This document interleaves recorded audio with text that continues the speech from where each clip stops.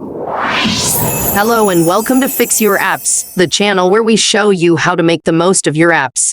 If you're ready to begin, please hit the like button and join our channel for more app guidance.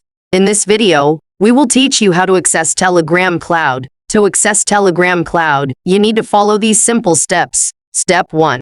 Open your Android screen and look for the Telegram app icon. It should be a white paper plane on a blue background. Step 2.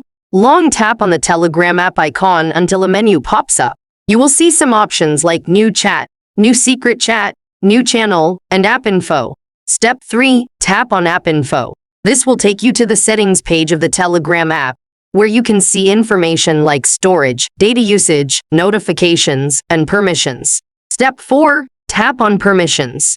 This will show you a list of permissions that the Telegram app has on your device, such as camera, contacts, location, microphone, phone, and storage. Step 5. Tap on Storage and make sure it is turned on. This will allow the Telegram app to access your device's storage and save your data on the cloud. That's it. You have successfully enabled Telegram Cloud on your Android device. Thanks for watching and see you in the next one. Bye.